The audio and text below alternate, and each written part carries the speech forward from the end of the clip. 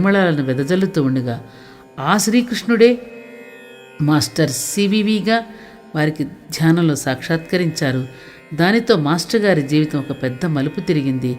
కృష్ణతత్వంతో పాటుగా మొత్తం సనాతన ధర్మాన్ని నవీన యుగానికి తగినట్లుగా సమన్వయించి నరజాతికి అందించవలసిన బాధ్యత ఈకే మాస్టర్ గారికి, వారి శిష్య పరంపరకు అప్పగించబడింది. దాంతో ఈకే మాస్టర్ గారు నవీన యుగానికి ఆధ్యాత్మిక వారధిగా, సారథిగా రూపొంది వర్తించారు.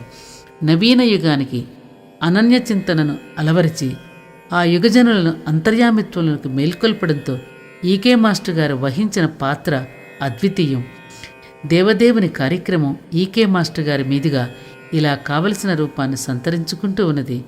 చూడగా శ్రీకృష్ణుడు, మాస్టర్ సివివి, మాస్టర్ ఈకే అన్నవి దేవదేవుని మూడు స్థితులుగా, మూడు మూర్తులుగా మనకు గోచరిస్తాయి. దేశకాల పాత్రలను బట్టి ఆ దేవదేవుడు ఇలా